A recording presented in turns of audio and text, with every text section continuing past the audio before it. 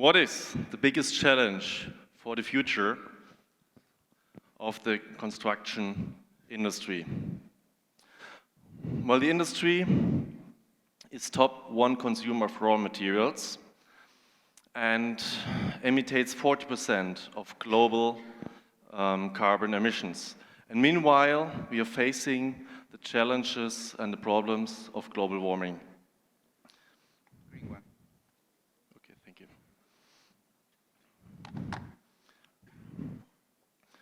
So, how do we face these challenges and what can we already do now? I'll give you some inspiration. What we do, who's we? As a Rasch, we are design build contractor, general contractor, based in Germany, in Stuttgart. We have been in the business for over 40 years, and we do lightweight constructions and specialized architecture. So we do projects worldwide, but first and foremost in KSA, in Saudi Arabia, like here in Medina, what you can see. And we are an active driver. Yeah? So we always try to find the best solutions together with our partners, with our clients, because we have a vision. Yeah? We say creating great together, and we want to become our clients' dreams and visions become true. That's what we're doing, always in an optimal way.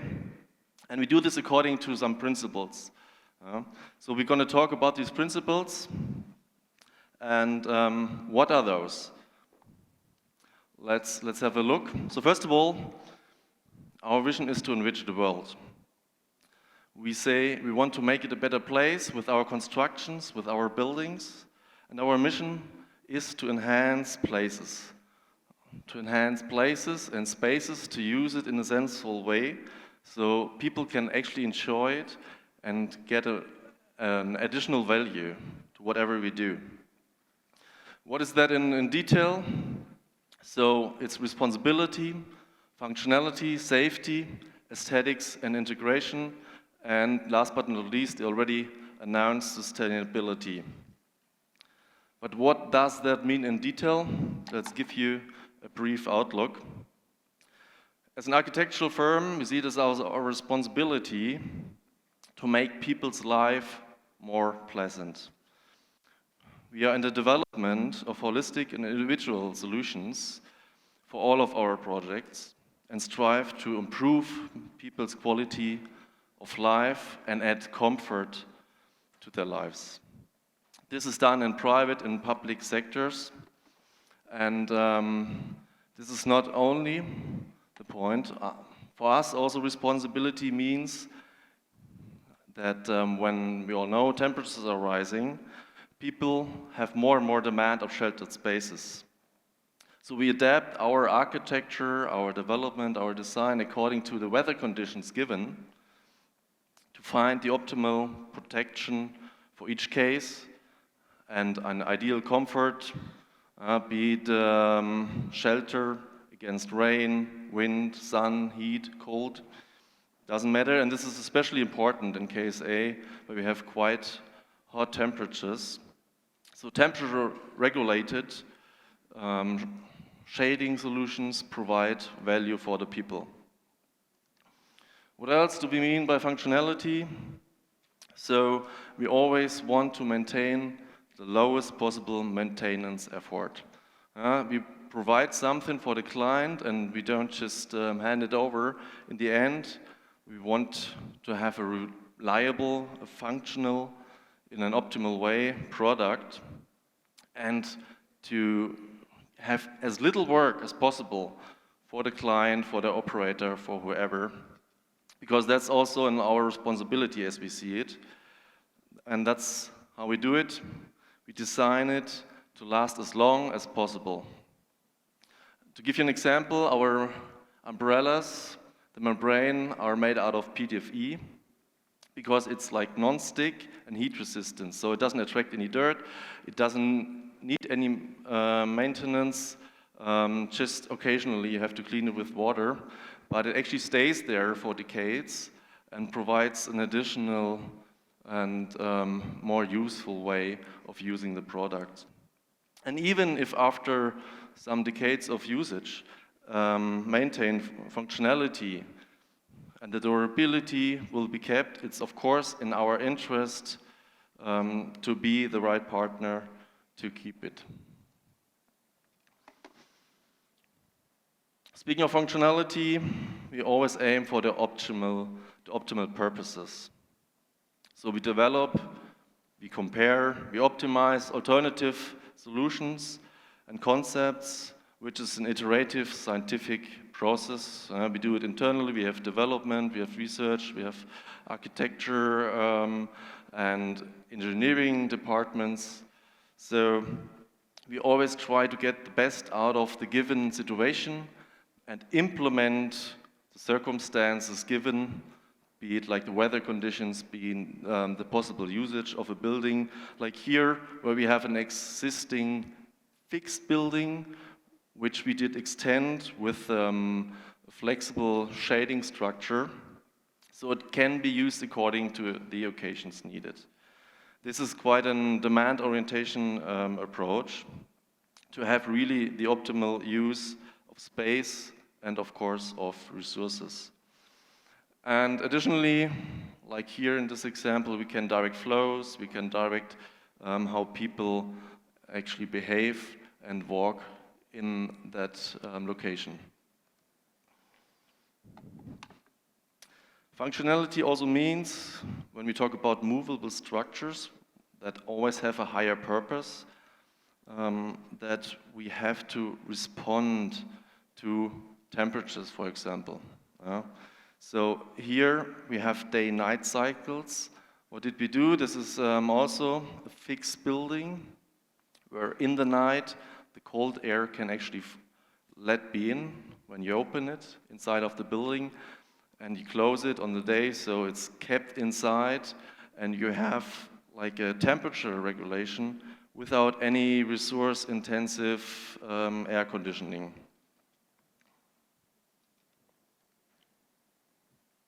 Materials is quite an important aspect, so we are quite careful when choosing materials because we want to have the best support for the functionality. Each individual use, and no matter what the circumstances are, we have a careful choice of the materials, be it a foldable structure, be it according to the weather conditions, no matter what. In the end, what do? We scientifically study the effects of the external influences on the building and on the materials, of course, and their impact on the environment and on the area. So by this, we seek to have optimal resources in terms of durability, in terms of service life, design integration, visual effects, you name it. This is a one package we all have to consider in the end. Another principle we are working according to is safety. Safety, of course, is a must. We cannot let any risks in construction be open. But how do we do it? Through computer-aided calculations, through simulations. And the outcome is a safe product on the one hand side that has on the other hand minimal material usage and still optimal elegance. Additionally to our simulations, what we do is wind tunnel tests to prove that we are right. Safety and comfort is quite important when you have places with many peoples, when you have crowd movements. So also here we do simulations to forecast how people behave when there's a big crowd, when there are big events. And we really want to predict accurately how people are in that space we use, that we consume, and develop our products accordingly. By this, we can really get the optimum out of the space given. And the scale can be from simulations in train stations up to city evacuations. So everything is possible, but for us it's really important to forecast and consider this also as a safety principle. Of course, as architecture company, aesthetics and integration is essential.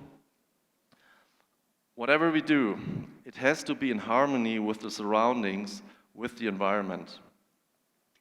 So we want to create a balanced image, like here, where the mission was to make a timely eye catcher, that the visitor already, when being outside, knows what he can await coming inside of the building. And this is a must, of course, always to have the integration in the whole picture and not just place somewhere a product and let it be.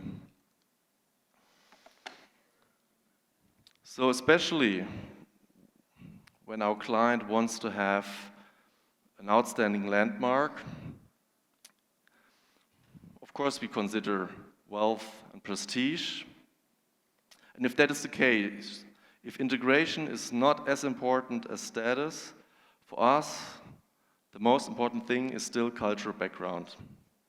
Actually, to have this considered, that it fits and we don't want to waste the landscape and add a value to it. Last but not least, sustainability. Yeah, everyone's talking about that.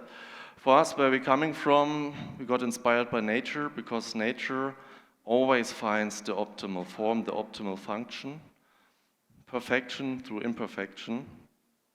So it does develop optimally. It's always aesthetically appealing with the highest stability because the forces are evenly distributed over the product. So this ideal force distribution, we try to adapt it, or we do adapt it to our forms, to our functions. First, this was done by Frau Otto, the pioneer of lightweight architecture, who observed nature, who made studies of nature, and then adapted this to 10 structures. He did this by soap films, for example, which always have the minimal surface with even skin tensions. So we inversively curved our tent covers to try to duplicate what nature does because it's always the optimal you can reach. Simulating nature to build in harmony with nature. The quality of the materials is essential. We always do precise calculations for a long-lasting product that lasts as long as possible because durability is the key here. And we can really say this. We have products that have been there for decades. And on the other hand, of course, we aim to save material, to save time, to save costs through all the product lifespan phases. The last point, as I said, it's not just about reducing materials, it's considering the whole entire life cycle. The steps go from design, development, production, installation, maintenance.